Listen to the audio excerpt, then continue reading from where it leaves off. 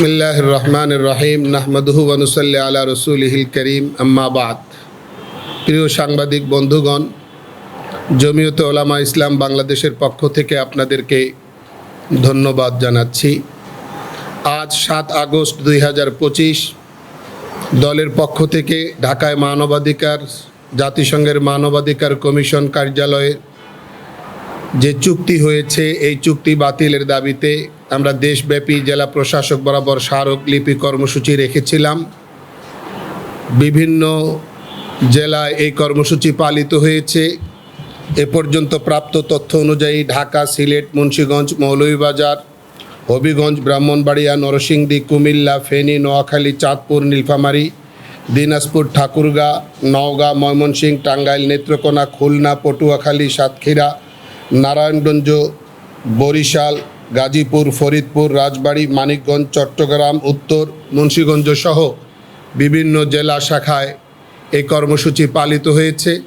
আমরা আল্লাহর শুকরিয়া আদায় করছি এবং সংশ্লিষ্ট জেলাসমূহের সকল দায়িত্বশীল বর্গকে আমরা ধন্যবাদ জানাচ্ছি। বিষয়টি আমাদের দেশের জন্য, আমাদের ধর্মীয় মূল্যবোধের জন্য অত্যন্ত স্পর্শকাতর বিধায় আমরা আমাদের দলের পক্ষ থেকে সাধ্যমতো আমাদের কর্মসূচি চলমান রাখবার চেষ্টা করেছি। আমরা আশা করি সরকার এই বিষয়টিকে স্বাধীনতা এবং সার্বভৌমত্বের প্রশ্নে, আমাদের ধর্মীয় মূল্যবোধকে সুরক্ষা দেওয়ার প্রশ্নে বিবেচনা করবে এবং আমরা মনে করি এই দেশে এই কান্ট্রির অফিস খোলার কোনো যৌক্তিকতা নেই।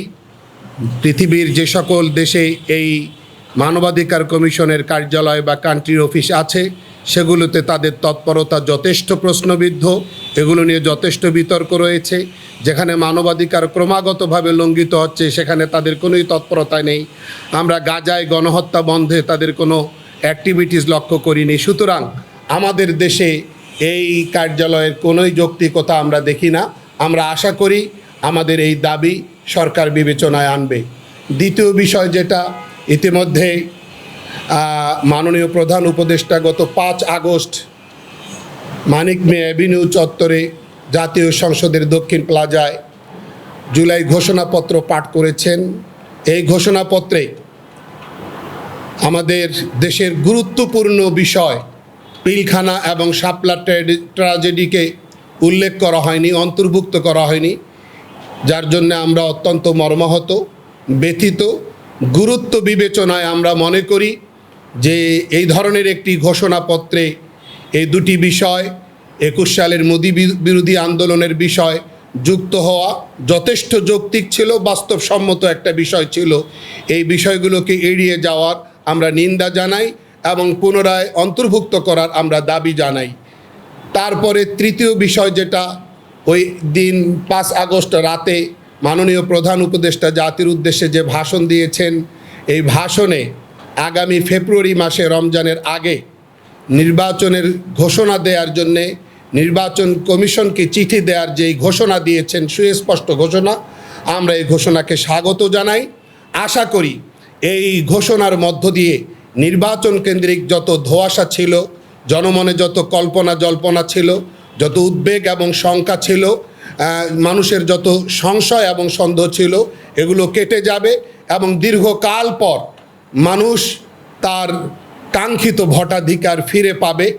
বিশেষ করে তরুণ প্রজন্ম, যারা 15 বছর আগেই ভোটাধিকার লাভ করেছে কিন্তু ভোটাধিকার প্রয়োগ করতে পারেনি, সুযোগ পায়নি, তারা নতুনভাবে ভোট দিতে পারবে একটি শান্তিপূর্ণ পরিবেশে, উৎসবমুখর পরিবেশে। আমরা এমনটা প্রত্যাশা করি। একই সাথে সংস্কার কার্যক্রমের প্রশ্নে আমাদের দলের বক্তব্য হলো যে জাতীয় ঐকমত্য কমিশন সকল রাজনৈতিক দলের সঙ্গে বসে যে সংলাপ করেছে এবং সংস্কারের প্রশ্নে যেই জায়গাগুলোতে সবাই একমত হয়েছি, আমরা ওই ঐক্যমত্যের আলোকে জুলাই সনদ যথাসময়ে ঘোষিত হবে বলে আমরা এখনও আশাবাদী। আল্লাহ তাআলা আমাদের সবাইকে কবুল করুন এবং যারা পরাজিত শক্তি, তারা যেন কোনোভাবেই এদেশে পুনর্বাসিত হওয়ার সুযোগ না পায়, সে বিষয়ে আমাদের সবাইকে সর্বোচ্চ সতর্ক দৃষ্টি নিবদ্ধ করার তৌফিক দিন। সবাইকে ধন্যবাদ, সবাইকে শুভেচ্ছা। আসসালামু আলাইকুম রহমতুল্লাহি ওয়া বারাকাতুহু।